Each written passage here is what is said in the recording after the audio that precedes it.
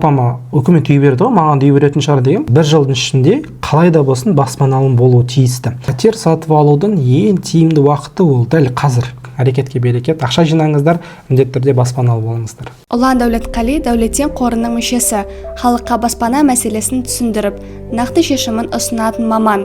Ол 6000-нан астам жеке консультация өткізіп, 500-ге жуық отбасын баспаналы етті. Сондай-ақ банктердің бағдарламаларын халық тіліне аударып, түсінікті етіп жеткізеді. Сәлеметсіздер ме, құрметті көрермендер, бұл шуақ жобасы және мен Айша Әлмұрат. Бүгінгі әңгіменің қонағы жүздеген отбасының үйлі болуына себеп болып жүрген, халықтың әлеуметтік мәселесін ашық айтып, шын ниетімен көмектесіп жүрген азамат Ұлан Дәулетқали. Сәлеметсіз бе, Ұлан мырза, сізді жобамда көргеніме қуаныштымын, рахмет сізге. Шақырғандарыңызға рахмет, қош көрдік. Бүгін біз сіздің осы жолды қалай бастағаныңыз туралы, сондай-ақ ипотека, баспана және құрылыс сияқты көп адамның ойын мазалайтын сұрақтарға жауап аламыз.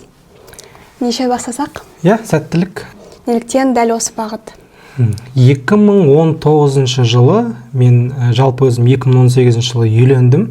Сөйтіп жас отбасы ретінде Астанаға көшіп келдік. Бір жыл бойы неміс азаматы Виктордан квартира жалдап тұрдық, яғни пәтер жалдап тұрдық. Астана қаласында Иманова, Валиханова көшелерінің бойында. Сол кезде ана Виктор үйімізге бір рет те келмейді. Бір күні өзімнің өмірлік ұстазым, ағам Дәулет Төлеутайұлы Қазмедиа орталығының 20-шы қабатында мастер-класс ұйымдастырады, баспанаға бағыт деген. Қолыма бір А4 қағазды алып алдым да жетіп бардым. Осыға не айтады екен деп, сол жерде отырып барлығын жазып, 2019 жылы ана ағаның айтқан сөздері сондай қанаттандырды. Ипотека не екенін, пайызды не екенін, жалпы қаржылық сауаттылық негіздерін барлығын түсіндіріп, бір қағаз бетте соншама мотивациялық сөз айтылғаны сонша үйге келіп, ананы алып холодильникқа іліп қойдым. Болды, мен бір жылдың ішінде қалай да болсын баспаналым болуы тиісті. Себебі санап отырсам, бір жылдың ішінде сол Виктор ағамызға шамамен 1.200.000-1.300.000 теңге қаражат төлеп тастаппын. Отырып ойладым, өзімнің баспанам болса, бұның барлығы ипотекам жабатын беді, бәлкім өзіме жайлы баспана болса құптырақ қарайтын ба деген секілді ой келді. Сөйтіп 2019 жылдан бастап әрекет ете бастадық. Жалпы банктың пайыз туралы не екенін түсіне бастадық. Және бір байқағаным, кез келген банкке барған кезде, мысалы үшін отбасы банкке барсаңыз, олар ой, отбасы банк жаман, халық банкке бар, сол жақтың ипотекасы тиімдірек деп айтпайды. Халық банкке барсаң, олар өздерін мақтайды, ПЦК банкке айтпайды. Сол секілді түсінгенім, кез келген банк өзінің ғана тауарларын жарнамалайды, бірақ елімізде нарықта бүкіл ипотекалық бағдарламаларды 10-10, терісті теріс деп айтатын қазақ тілді жобалардың аз екенін байқадым. Сөйтіп сол жылы 2020 жылы алғашқы баспанама қол жеткізген кезде, Дәулет ағаның айтқан сөзінен кейін бір жыл бойы әйеліміз екеуміз ақша жинадық, 3-4 жерде жұмыс істедік, нәтижесін берді. Ең алғашқы баспанамызды жас отбасы ретінде 2020 жылы Момышұлы көшесінің бойынан 2 бөлмелі пәтер алдық. Сол кезде Дәулет аға ұрсып айтатын, әй көке, о кезде жылдық үстемақысы 9,8% болатын. Мынандай пайыздық үстемақы ешқашан болмайды. Екінші нарықтағы үй үшін ойланбай ала бер. Сен главное отбасылық бюджет ипотеканы төлей алады ма? Онда ал деп, сөйтіп бастамасы содан басталған Дәулет Төлеутайұлына. Одан кейін Дәулет Төлеутайұлының енді жұмыс бабымен өте уақыты тапшы болғандықтан аталған бағытты өзінің ізбасар ретінде біреуге тапсырғысы келді.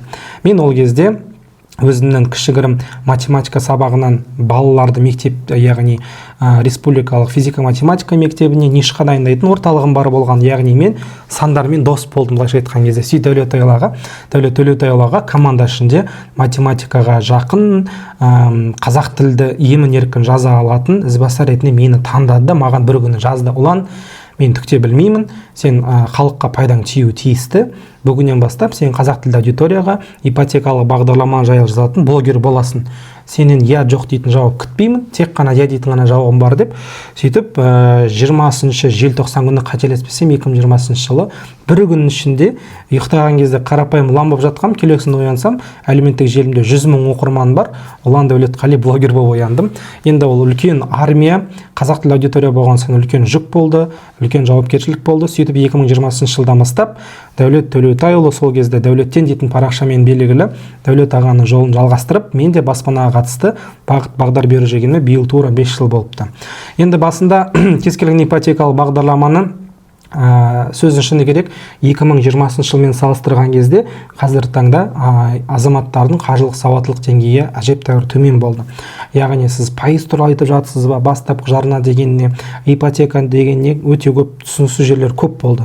Мысалы үшін қарапайым халыққа 20 миллион үй алатын болсаң 7%-пен айына 120 мың төлейді десе, олар алып бірден 25 жылға көбейте салып, ой ұлан, сен банктен 20 миллион үй алатын болсаң 40 миллион переплатасы бар дейтін өте көп бір жаман ауыр тұстары болды. Бірақ қазір таңда шүкір дейміз, парақшамда 375 мыңнан астам оқырман бар. Барлығы жүрмен кез келген пост жазам, бірден өзіне пайдаласын алады, мен айтқан тілді түсінеді. Яғни біздің басты ұранымыз банктың тілімен емес, халықтың тілімен халыққа ипотекалық бағдарламалар жеткізу. Бастамасы солай болған. Керемет. Ал осы бастама кезінде ең қиналған сәтіңіз қандай болды? Ең қиналған сәт, сөздің шыны керек, енді блогты жүргізе бастаған кезде халық өте сұранысы жоғары болды. Яғни сізден күніне жоқ дегенде 2-3 пост сұрайтын уақыт болды. Мен басында енді байқасаңыздар, менің парақшамда жеке өмірім 99% тек қана ипотекалық нарық, ары кетсе 1% қана өзім жеке өмірімді ғана салам. Яғни менің парақшамда мен осындай таңғы ас ішіп отырмын, мен түсте мынандай достармен кездестім дейтін артық ақпарат жоқ. Тек қана ипотекаға қатысты, баспана нарығына қатысты ақпарат, сондықтан бастапқы кезде ақпаратты табу қиын болды. Яғни блогты енді бастаған кезде күніне 2 пост, 3 пост жазу дейтін 24 сағаттың жоқ дегенде бір 15-16 сағат ғана соған кететін. Ең бір қиындысы сол болды деп айтсам болады. Ал осы істі жалғастыра аламын ба деген қиналған кезіңіз болды ма? Оларды қалай еңсердіңіз? Әрине болды. Адам жалпы 100 мақтау келіп, бір ғана бір жаман хат келсе, адам көңілге бірден түседі. Мотивациясы өшіп қалады. Сол кезде мен Дәулет Төлеутайұлы ғой, Дәулет аға үнемі жазып отыратын. Ой, Дәуке, мына мен точно қолымнан келе ма? Бір кісі осындай сұрақ қойды, мен жауап бере алмай қалдым. Енді не істеймін, бәлкім басқа кісі іздейсіз ба деген талай ондай уақыттар болды. Сол кезде Дәукенің беретін жауабы, сен ол кісіден қарағанда бір ақпарат болсын артқа қарақ білесің, уайымдама, барлығы іштен біліп туған жоқ. Білгенім 9, білмеген 99. Сондықтан күн сайын өзіңнің біліміңді арттыра бер. Уақыт өткен сайын сенде бір үздік мамандардың бір атанасың деген. Қазірдің өзінде де мен айтпаймын, мен ипотека нарығын 100%-ке білемін деп. Бірақ алдыма келген кез келген азаматқа жалпы банк дегенне, пайыз дегенне, ипотека дегеннені қарапайым тілде түсіндіріп бере аламын дейтін сенімдемін. Керемет. Ал қазір сізге адамдар ең жиі қандай сұрақтармен келеді? Ең жиі қойылатын сұрақ, ұлан, қолымда 1 миллион теңге бар, мен қалай үй алсам болады дейтін сұрақ шығар. Мен үнемі айтам, тікелей эфирді өткізген кезде әсіресе көп сұрақ келеді. 2 миллионмен қалай үй алам, 3 миллион қалай үй алам. Сол кезде айтам, бұл сұрақты қойып отырған азамат, мен мысалы үшін сізге қарап тұрып, сізге қызыл түсті көйлек жарасады деп айтсам, ол қате ақпарат болар, себебі сіздің бойыңызды, салмағыңызды, талғамыңызды білмей, мен сізге қызыл көйлек келеді деп нақты айта алмаймын. Сондықтан, егер де өзіңізге қатысты толық ақпаратты білгіңіз келсе, онда жеке қабылдауға жазылыңыз. Сіздің несие тарихыңызды зерттеу керек, отбасылық бюджетті қарау керек, әлеуметтік жағдайыңызды қарау керек, содан кейін ғана бір нақты ипотекалық бағдарлама шығады. Яғни ол жерде енді жиі қойылатын сұрақ сол 1 миллионмен қалай үй алсам болады деген ғой. Мен бірден айтам, ренжімеңіз, бірақ 1 миллионмен дәл қазір баспаналы болатын жолды көріп тұрған жоқпын. Осыншама қаражат жинаңыз, осынша уақыттан келсеңіз, міндетті түрде үй аласыз деген секілді нақты қадаммен жіберемін. Енді баспаналы болу ол бір күндік шаруа емес. Көп адам ойлайды, келдің, ұланмен сөйлестің, болды, баспаналы бола салдың. Жоқ. Тіпті өзім туған сестрам, туған апайым Динараға да айттым, баспаналы болғың келе ма? Жоқ дегенде жарты жыл дайындалу керек. Өзім ғой сол семьяда бәрін ұрсып аяғалап жүріп, жарты жыл дайындықтан кейін міндетті түрде кез келген адам баспаналы бола алады. Күшті. Ал пәтер алуды жоспарлайтын адам жинақтауды қай жастан бастағаны дұрыс дейсіз?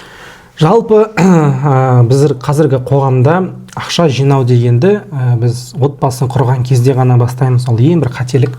Менің сөзім шыны керек, өзім жоғары оқу орнында бітірерге бір 3-4 ай қалған кезде, опять же Дәулет Төлеутайұлы шақырып алды мені. Ұлан, сен ақша жинап жатсың ба дейді. Мен айтам, ақша жинаған не дейді? Ой, сен сонда ертең үйленгеннен кейін қай жақта тұрмақшысың? Мен айтам, мен папама үкімет үй берді ғой, маған үй беретін шығар деген. 2018 жыл сол кезде Дәулет аға айтады, көке, қазір Қазақстанда ешкімге тегін үй берілмейді деген кезде 22 жасар ұлан үшін ол бір шок жаңалық болды.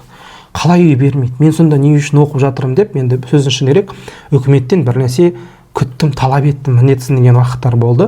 Сол кезде ғана мен басыма жетті. Мен өзімнің 18 жастан бастап 22 жасқа дейін 4 жыл уақытым жоғалтып алдым. Себебі студент болғаннан бастап бір ғана стипендияға өмір сүрмей жұмыс істедім бірінші курстан бастап. Өзімнің тұрақты табысым болды. Бірақ ол табыстың барлығы қыдыруға кетіп сөздің шыны керек. Ақша жинауды мүлде әдетке айналдырмаппын. Сөйтіп 2018 жылы басыма тиеді, Қазақстанда ешкімге үй берілмейді. Әкеме үй берген себеп ол үкіметке қанша жыл еңбек еткен, әскери қызметкер болатын. Ал сен жұмыс істемесең, жас отбасы болмасаң, саған ешқандай үй жоқ. Сөйтіп ақша жинауды, мен бұл подкастты көретін азаматтарға айтарым, ақша жинауды 15-14 жастан да бастауға болады. Мысалы үшін бір нақты кейс бар. Мен биыл ұлбала есімді оқырманым 18 жаста Назарбаев университетінде бірінші курс бітірді. 16 жастан бастап ақша жинаған. 16 жастан бастап отбасы банкке депозит аштырып қойған. Туыс ағалар келіп шай ішу үстінде айтқан ғой. Отбасы банк дейтін банк бар, сол жаққа ақша жинайтын болсаң төмен пайызын үй алуға болады. Сөйтіп 16 жасынан бастап олимпиадаларда жеңіске жеткен, барлық ақшасын алып отбасы банкке сала берген. Биыл мамыр айында Наурыз бағдарламасының қатысып 18 жасар ұл бала Астана қаласынан бизнес санаттан бір бөлмелі пәтерге қол жеткізді. Сондықтан ақша жинауды бастау керек, енді 14-15 жастан бастау керек. Ал егер ата-аналар баласының болашағына ақша жинағысы келсе, онда тіпті туа сала бастап кетуге де болады. Себебі өзім жақындарым ішінде нақты мысалдар бар. Бала туа сала үкіметтен анасынан берілетін жәрдемақы бар. Яғни дорадовой, бәленбай миллион түсетін азаматтар бар. Өзімде нақты бір жақын араласатын бір отбасы бар. Әр бала, өзі 3 баласы бар. Әр баланы сөйтіп дорадовой түскен ақшасын депозит ашып өз атына салып тастаған. Ана бала шамамен 10 жасқа келген кезде отбасы банкпен төмен пайызбен өз атына өз ипотека алатын бастапқы жарна жиналып қояды. Сондықтан жас отбасылар балаға ақша жинауды 0 жастан бастауға болады.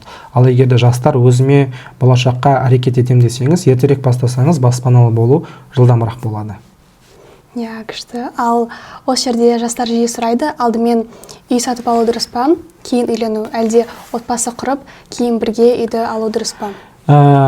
Тоже жиі келетін сұрақтардың бірі. Мен өзім 22 жасында отбасымды құрдым, яғни университет бітірдім, бірден диплом алдым, бірден үйлендім ойланбай. Сол кезде өкінген бір ғана нәрсем бар. 22 жас емес, бәлкім 18-19 жаста үйленіп кетуге жетпеді деп те ойлап қоямын қазіргі таңда. Себебі дайын нәрсеге келе салған кезде ол отбасының бір қадірі болмайтын сияқты. Мен сөздің шыны керек, әйелім маған тұрмысқа шыққан кезде мен студент баламын, қолымда бір ғана дипломым бар, артында көлік те жоқ, баспана да жоқ, ешқандай жинақ та жоқ, тіпті тұрақты жұмыс көзде жоқ, бірақ көзін жұмып тұрып, андай қыздар арасында бір модный сөз бар ғой, перспективасына қарап тұрмысқа шықты деген секілді. Сондықтан үнемі айтарым, үйленген бірінші отбасы құрып, одан кейін баспаналы болған дұрысырақ деп ойлаймын. Себебі кез келген қиындықты отбасы бірге бастан өткізуі тиісті. Сол кезде әр алынған дүниенің өзінің қадірі қасиеті болады. Мысалы үшін біз алғашқы баспанамызды алған кезде 2020 жылы 24 жасымнан енді асып жатқан кез үйге тіпті ешқандай жиһазсыз болды. Біз алдық та адамның қиялында шексіз ғой. Ең бірінші армандаған кезде бірінші үйімізді сонау Илинкадан алсақ болды. 20 шаршы метр общежитие болса да, евро бір комнаталы үй болса да деп бастағанбыз. Сөйтіп қиялдан қиял шығып, нәтижесінде Момышұлы көшесінің бойынан 2 бөлмелі пәтерге жеткенімізді байқамай қалдық. Кірдік, үйде түк жоқ. Бастапқы 4 ай ма 5 ай жерде ұйықтадық, көрпелер жайып жүреміз. Сөйтіп бір копилка ашып қойдық арнайы. Жұмыстан келеміз, кімнің қалтасында қанша тиын бар, соны салып жүреміз. Сөйтіп копилканы жарып теледидар сатып алдық, одан кейін диван сатып алдық, одан кейін шторды барып бірге алдық. Яғни әр алынған дүние отбасыны бір жақындастырып, бір сыйластығымызды арттырған секілді. Сондықтан егер де үйлену немесе баспаналы болу дұрса, мен үйленуді айтар едім. Үйленгеннен кейін мал еке болмай, бас еке болмай, мал төртеу болмайды дейді. Үйленгеннен міндетті түрде береке келеді. Иә, шынымен де күшті екен. Ал енді үйді таңдаудың өзіне келсек, құрылыс компаниясының тексерудің ең сенімді 3 жолын атып берсеңіз. Құрылыс компаниясына ақша салмастан бұрын үнемі айтарым, қарапайым ғана құжаттар тексеріп алу керек. Ең бірінші кезекте, егер де құрылыс нысанында үкіметтен берілетін КЖК сертификаты бар болса, яғни ол Казахстанская жилищная компания дейтін, бұрын Бәйтерек холдингдағы сертификат берілетін болса, онда ол құрылыс компаниясынан ешқандай басқа құжатын сұратпай, ойланбай ақша сала берсеңіз болады. Себебі ол құрылыс компаниясы банкрот болып қалса, құдай сақтасын, үй салынбай қалса да, үкімет өз қаражатынан ол ойды бітіріп береді деген гарантия. Ал егер де КЖК-сы жоқ құрылыс компаниясына баратын болсаңыз, онда міндетті түрде сұрау керек, ол жерге форма 6 құжаты, яғни жер шынымен де сол құрылыс компаниясына тиесілі ме? Екіншісі, отдел архитектурадан разрешение керек, яғни шынымен де сол жерге үй салуға акиматтағы архитектура отделы рұқсат берді ма, жоқ па? Және үшіншісі, әкімдіктен дольщиктардың қаражатын тартуға ДДУ рұқсаты бар ма, жоқ па? Осы үш құжатты тексергеннен кейін ғана құрылыс компаниясына ақша салуға болады. Егер де бұл құжаттардың біреу болмаса, онда 7 рет ойланып барып қана ақша салған дұрыс. Себебі қазір таңда көптеген құрылыс компанияларына ақшасын салып, бірақ үйде жоқ, ақша да жоқ, алданып қалған азаматтар өте көп. Сондықтан осы үш құжатты тексеріп алу міндетті. Қазіргі уақытта қай банкте ипотека алған дұрыс деп ойлайсыз? Жалпы ипотека рәсімдеу барысында ол азаматтың әлеуметтік жағдайына, бастапқы жарнасына байланысты. Мен өзім баспаналы болу барысында бір пирамида секілді айтып беремде. Ең тиімді ипотекалық бағдарлама ол әрине отбасы банк ұсынған 50-50. Егер сіздің қолыңызда 50% бастапқы жарна бар болса, ресми жұмысыңыз бар болса, екінші нарықтан үй алғыңыз келсе, онда бүкіл банктермен басыңызды қатырмайсыз, тек қана отбасы банкке барып ипотека рәсімдейсіз. Яғни бастапқы жарна 50% болса, отбасы банк ақшаңызды салдыңыз, 6 ай күттіңіз, 6 айдан кейін табыс көзін растап, 7-8,5% ипотека рәсімдедіңіз. Ол уақыт өткеннен кейін жылдық үстемақысы азаятын болады 5%-ке дейін. Бұл бағдарламаның басты артықшылығы сіздің атыңызда үй бар ма, жоқ па, пропискаңыз Астанада ма, жоқ па, қайда жұмыс істейсіз, мемлекеттік қызметкерсіз ба, жеке кәсіпкерсіз ба, маңызды емес, бастысы табыс көзін растай аласыз. Бастапқы жарнаңыз бар болса, ипотека рәсімдеңіз. Өте керемет бағдарлама. Яғни мен үшін топ 1 бағдарлама ол 50-50. Екінші бағдарлама, егер де сіздің қолыңызда бастапқы жарна 50% жоқ болса, онда 30-70 ипотекалық бағдарламасы. Ол бағдарлама тек қана алғашқы нарық, яғни құрылыс компаниясының ғана баспаналы болуға болады. Бірақ бір жақсы тұсы, атыңызда үй бар ма, жоқ па, кезекте барсыз ба, жоқсыз ба, прописка бар ма, жоқ па, түкке қарамайды.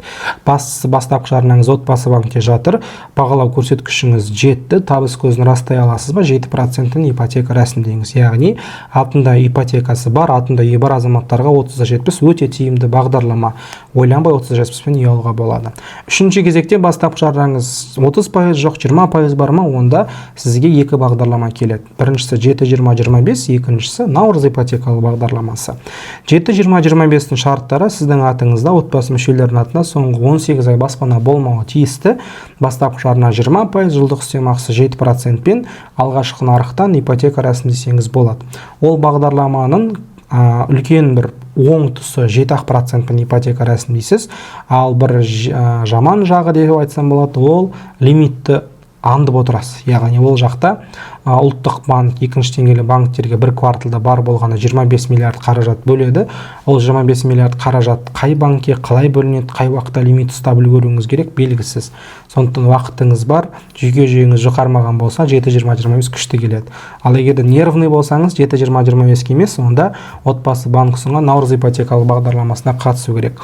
Наурыз бағдарламасында да бастапқы жарна 20%, ол да алғашқы нарықтан ғана үй алуға болады, бірақ жылдық үстемақысы 9% құрайды.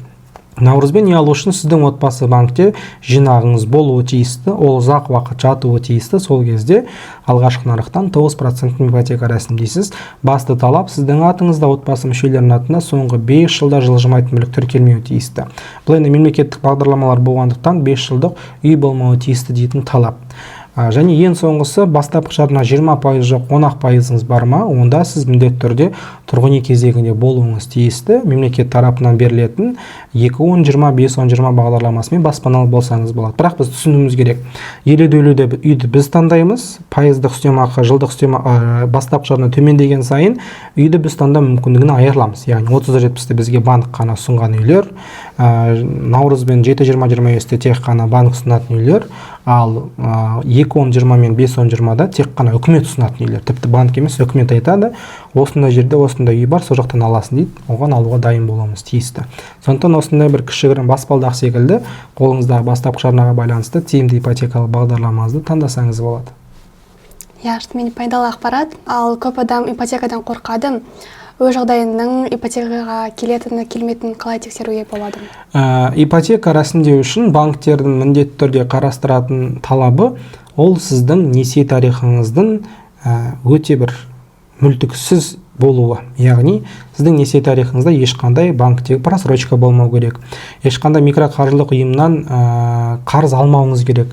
Енді жалпы мен үнемі айтамын, несиеге жоламауға тырысыңыздар. Тіпті несие алмаған ол да қате. Бір жағдай болды, бір клиент ипотека рәсімдеу барысында банк отказ береді қайта-қайта. Неге десек, ол қыз екінші деңгейлі банктың ешқайсынан ешқашан несие алмаған. Яғни банк оған бәленбай миллиондық жылжымайтын мүлікті беруге күдігі бар, күмәні бар. Сондықтан несие тарихын қалыптастырғаннан кейін бастысы просрочка жасамасаңыз болды, және екіншісі соңғы 6 ай тұрақты табыс түсіп отыру керек. Осы екі жағдай бар болса, баспаналы болу қолдан келеді. Ал пәтерді қай кезеңде алу дұрыс? Енді ғана құрылыс басталғанда ма, орта кезеңде ма, мүмкін бітірген кезде ма? Пәтер сатып алудың ең тиімді уақыты ол дәл қазір. Ол үй салынып бастаған кезде емес, үй салынып ортасы тұсқа жеткен кезде емес, үй салынып біткен кезде емес, ол дәл қазір. Яғни қолыңызда бастапқы жарна бар болса, ипотека төлеуге мүмкіндігіңіз бар болса, рәсімдеңіз. Енді бұл жерде көптеген адам ойлайды, котлованнан үй алсам үй арзанырақ түседі деп. Жоқ, бағана мен айта кеткен КЖК-сы бар құрылыс компаниясы болса, ол үйді котлованнан салса да, одан кейін құрылыстың ортасында алсаңыз да, бағаның айырымы бәрі болғаны бір 10-20% ғана құрайды. Ал елімізде баспанаға сұраныс дейтін өте жоғары болғандықтан, сіз қазір таңда егер де биыл үй алмай, үй салынып біткен соң бір жылдан алам десеңіз, пәтердің құны сол 20%-ға өсіп кетеді. Сондықтан баға қаттырақ баға жағынан қарайтын болсаңыз, онда құрылыс басталған кезде алу керек. Бірақ бұл жерде басталап ипотека төлей аласыз ба, жоқ па? Яғни, егер де бір жыл бойы пәтер дайын болам дегенше ипотека төлеуге мүмкіндік бар ма, онда қазір алыңыз, арзан бағада салынып біткенше біраз бөлігін қайтарып қоясыз. Егер де жоқ, күмәніңіз бар ма, төлей алмаймын деген, онда басыңызды қатырмай, құрылыс біткеннен кейін кілт алған кезде бірақ ипотекаға рәсімдеңіз. Сондықтан тек қана осы кезде ипотека алу дейтін қатып қалған қағида жоқ. Нақты ипотека рәсімдейтін ең тиімді уақыт ол дәл қазір. Жалдамалы пәтері тұрып, біреуді байытып отырғанша, өзінің кішкентай болсын бір бөлмелі пәтердің қарызын жаба берген ол қайда тиімдірек. Себебі елімізде инфляцияның өзі 12-12,5%. Ал баспана тек қана қымбаттайды. Тіпті Астананың өзінде 2015 жылмен салыстырғанда үйдің бағасы бір 80%-ға өскен. Ойлаңыздаршы, 80% дейтін ол өте үлкен өсім. Сондықтан ипотека рәсімдеу қазір тиімді. Болашақта емес, дәл қазір. Шынымен де пайдалы кеңес менің ойымша. Ал адамдар пәтер таңдауда ең жиі жіберетін қателіктер қандай? Пәтер таңдауда ең жиі жіберетін қателік ол адамдар кірген кезде көзбен баға береді. Мысалы үшін мен өзге қалалардан, Астанадан баспаналы болғысы келетін өте көп оқырманым бар. Ол кісілерге айтамын, үй таңдаған кезде ремонтқа мүлде қарамаймыз. Себебі Астанада көптеген құрылыс компаниялары, құрылыс нысандары бар. Кірсеңіз, ішіндегі ремонты дейтін вау, бельгийский санузел, итальянский жиһаз, французский кілем деген секілді жоқ. Сіз ремонт дейтін ол расходный материал секілді. Ол міндетті түрде бұзылады, стендарыңыз міндетті түрде ескіреді. Сондықтан үй таңдаған кездегі ең жиі жіберетін қателік ол тек қана ремонтқа қарап үй алу. Мысалы үшін мен қазір таңда енді 5 жылдық тәжірибесі бар эксперт ретінде айтарым, ешқашан үйге кіргенде ремонтқа қарамаймын. Оның розеткасы қисық тұр ма, оның обойы жыртылған ба, оның санузелі ескі стильді ма, мүлде маңызды емес. Тек қана үйдің өзінің салынған материалы, құрылыс компаниясының беделі, орналасқан жері, инфраструктурасы болды. Қалғаны барлығы ол уақытлы дүние. Сондықтан көптеген менің клиенттерім үй алған кезде тіпті айтпайды, маған үйді көрсет, олар видеоға түсірші демейді. Бір Жанар есімді оқырман бар, жақында ғана Астана қаласынан екінші пәтерін алды. Екі пәтерді алған кезде де қызылордалық оқырман Астанаға келген жоқ. Ұлан мырза, сіз өзіңіз барыңыз, көріңіз, сіз ұнатсаңыз болды, мен үй аламын дейді. Сөйтіп мен кіріп, Жанар ханым осындай квартира тұр, маған ұнап тұр десем, болды, рәсімдей беріңіз дейді. Үйдесін жүйренсем, жоқ сайттыңыз ғой, ремонтқа мән бермеңіз деп. Бәрібір ол жақта квартираны тұрады, бәрібір мен ол ремонтты үстіме жағып алмаймын дейді. Сондықтан өзіңіз ұнатсаңыз болды, ала беріңіз дейді. Сол себепті ең бастысы ремонтқа қарап алданып қалмау қажет. Керемет, оқырмандарыңыздың сеніміңіз күшті екен. Осымен біздің әңгімеміз соңына дейін таяп қалдым. Үлкен рахмет сізге, шынымен де пайдалы ақпарат көп болды деген ойдамын. Көрермендерге пайдалы болды деген ойдамын. Енді соңында осы подкастымызды көріп жатқан көрермендерге бір кеңесіңізді, шуақты сөзіңізді айтсаңыз. Подкастты қарап отырған көрермендерге айтарым, баспаналы болу ол аспандағы жұлдыз емес, ол тек қана алдыға қойып орын алатын мақсат. Міндетті түрде әрекет етіңіз, әрекетке берекет. Жалпы баспаналы болудың өзі менеджмент секілді ғой. Біріншісі сіз армандайсыз, Алла тағаладан сұрайсыз, екіншісі сол сұрағаныңызға байланысты әрекет етесіз, үшіншісі сол әрекетке байланысты өзіңізді бақылайсыз, қалай жүріп жатқан, төртіншісі мотивация ретінде міндетті түрде баспаналы боласыз. Сондықтан әрекетке берекет, қаржылық сауаттылықтарыңызды арттырыңыздар, пайызбен дос болыңыздар, ақша жинаңыздар, ешкім сізге өзіңіз қалаған үйіңізді алып бермейді. Баспаналы болу ол тек қана сіздің қолыңызда. Үй алып жатқан азаматтардың ешкімнің бір күнде 25 сағаты жоқ, ешкімнің үшінші қолы шығып кеткен жоқ, тура сіз секілді 24 сағат, тура сіз секілді барлық ақпараттарды, дайын тұрған ресурстардан ақпаратты білу керек, оқу керек және қаржылық сауаттылықты арттырып баспаналы болу керек, әрекетке берекет, ақша жинаңыздар, міндетті түрде баспаналы болыңыздар. Керемет, рахмет үлкен. Подкастымыз осымен өз мәресіне жетті. Назарларыңызға рахмет. Босағасы берік, шамы өшпейтін баспана баршамызға бұйырсын.